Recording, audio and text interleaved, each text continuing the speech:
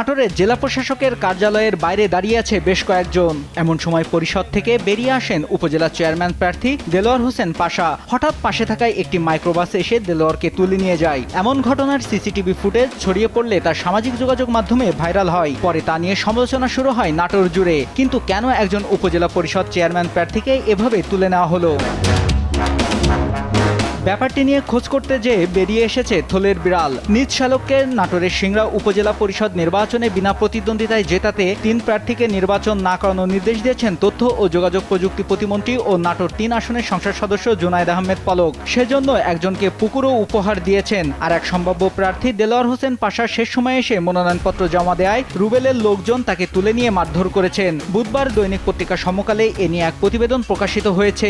এরপরই বিষয়টি নিয়ে রাজনীতি অঙ্গনে বেশ আলোচনা সমালোচনা শুরু হয়েছে।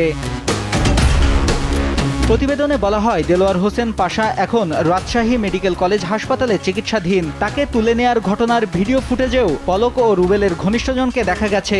স্থানীয় রাজনীতির সঙ্গে সংশ্লিষ্ট অনেকে জানান, সব ঠিকভাবে চলছিল ভেবে তফসিল ঘোষণার পর রুবেলকে বিনা প্রতিদ্বন্দ্বিতায় নির্বাচিত করার লক্ষ্যে ঈদের আগে তার মনোনয়নপত্র জমা দেওয়া হয়। তবে 15 এপ্রিল দেলোয়ার মনোনয়নপত্র জমা দিলে রুবেল সহ তার ঘনিষ্ঠজনের স্বপ্নভঙ্গ হয়। তারা ক্ষুব্ধ হয়ে ওঠেন। এর জেরে জেলা প্রশাসকের কার্যালয়ের সামনে থেকে দেলোয়ারকে মাইক্রোবাসে তুলে নিয়ে নির্যাতন করেন। এ ঘটনার কিছু সময় আগে দেলোয়ার নাটোরের গণমাধ্যম কর্মীদের কাছে অভিযোগ করেছিলেন, একই এলাকা থেকে তার বড় ভাই কলম ইউনিয়ন আওয়ামী লীগের যুগ্ম সাধারণ সম্পাদক এমদাদুল হক ও ইউনিয়ন আওয়ামী লীগের সাধারণ সম্পাদক আলাউদ্দিন মুন্সিকে অপহরণ করা হয়েছে। দেলোয়ারের স্বজনরা জানায়, লুৎফুল হাবিব রুবেলের নির্দেশেই তাকে তুলে নিয়ে মারধর করা হয়েছে। প্রতিমন্ত্রী পলকের ঘনিষ্ঠজন হিসেবে পরিচিত মোহন আলীর নেতৃত্বে অপহরণ করা হয়।